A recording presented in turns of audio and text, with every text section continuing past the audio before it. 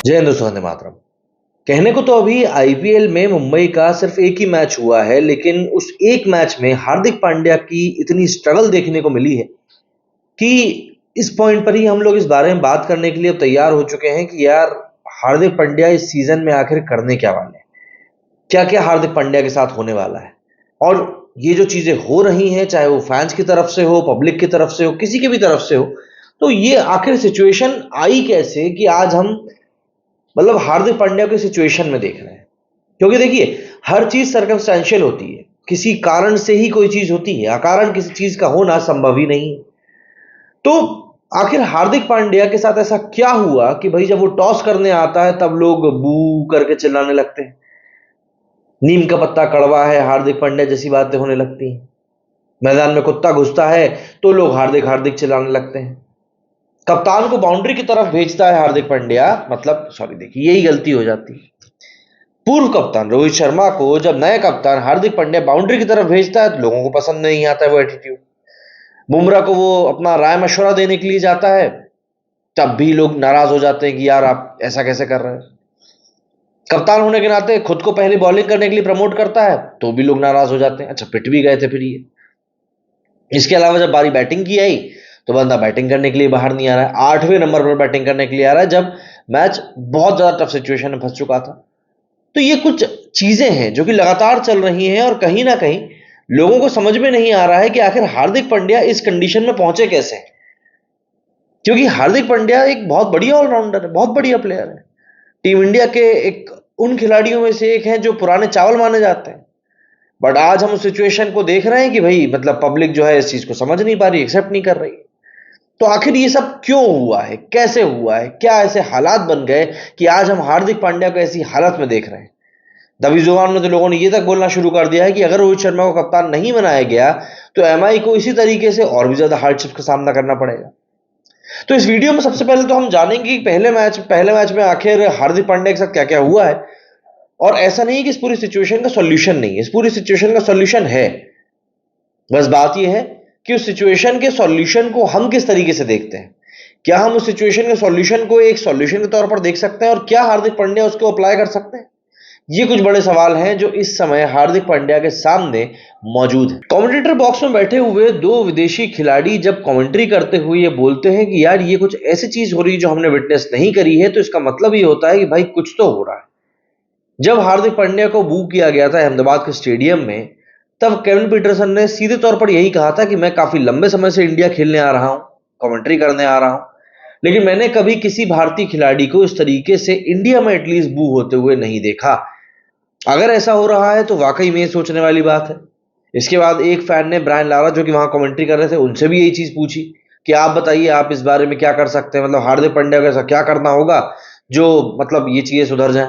अब एक नॉर्मल इंसान के तौर पर अगर आप मेरी राय पूछेंगे तो मैं तो यही कहूंगा कि भाई हार्दिक पांड्या अगर लगातार अच्छा परफॉर्म करेंगे, टीम अच्छा खेलेगी, तो लोग भूल ही जाएंगे।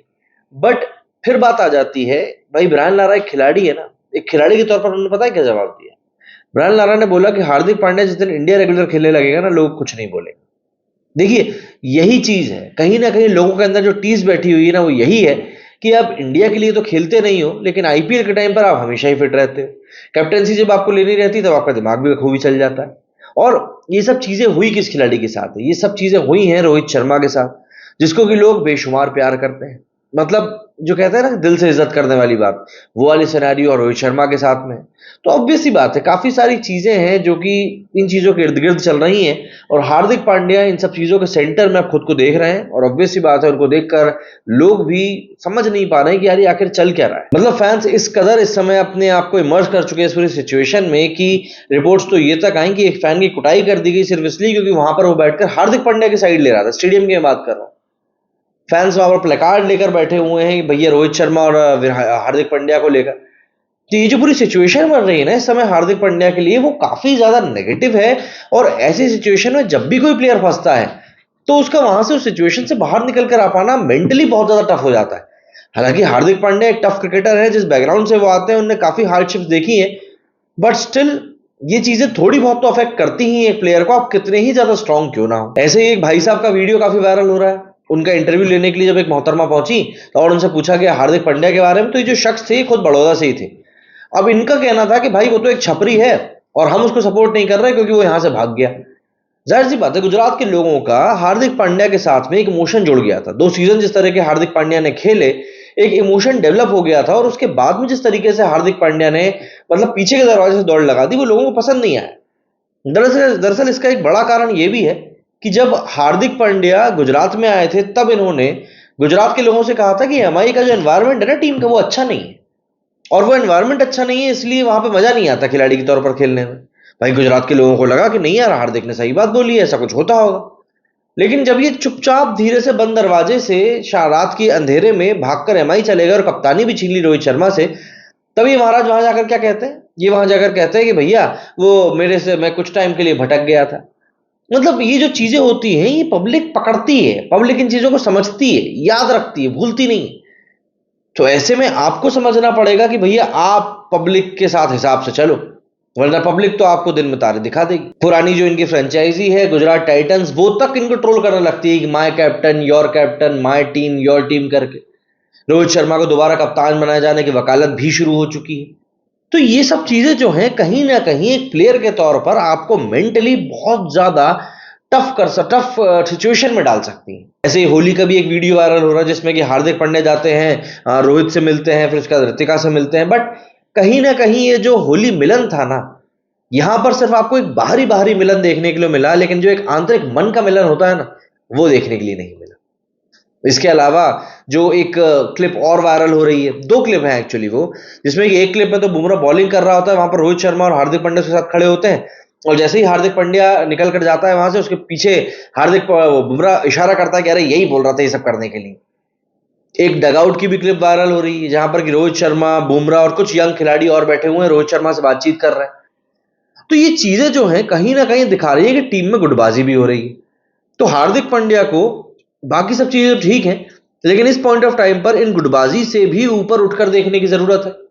अगर आप एक प्लेयर के तौर पर गुटबाजी को नहीं समझते हो, तो आप पाकिस्तान क्रिकेट का हाल देख सकते हो, जहां पर टैलेंटेड क्रिकेटर्स की भरमार है, बट स्टिल जब परफॉर्म करने की बारी आती है तब उनकी टीम कई सारे बड़े टूर्नामेंट्स में दगा खा जाती है। सरफराज जब इस टीम के कप्तान थे तब उन्होंने सबसे ज्यादा एम्फेसिस इसी बात के ऊपर किया था कि टीम एकजुट होकर चले। अभी बाबर की कप्तानी में टीम 2 खेमों में बढ़ गई, मोहम्मद आमिर, इमाद वसीम जैसे क्रिकेटर बाहर चले गए, और हमने डाउनफॉल देखा। आज की तारीख में आलम यह था कि शाहिन शाह अफरीदी जैसा बॉलर भी कुटाई खाने लगा था, और कहीं ना कहीं यही कारण बना कि मैच फिक्सिंग का आरोप झेलने वाले मोहम्मद आमिर को 3 साल बाद रिटायरमेंट वापस लेकर अब वापस आना पड़ रहा है। तो ये जो गुटबाजी है, ये किसी भी टीम के लिए ठीक नहीं रहे। गुजरात टाइटंस से निकल जाने के बाद जो जीत का सेहरा कभी हार्दिक पांड्या के सर पर बांधा जाता था, अब उसको लेकर कहा जा रहा है कि जीत का सेहरा दरअसल वो हार्दिक पांड्या के कारण कम था, आशीष नेहरा और जो टीम का सपोर्टिंग स्टाफ है गुजरात का, उसके कारण ज्यादा था। यहां से निकलकर हार्दिक पांड्या एमआई में पहुंचे तो वहां पर इनको प्लेयर से सपोर्ट ही नहीं मिल रहा है, मैनेजमेंट पूरा बैक कर रहा है इनको।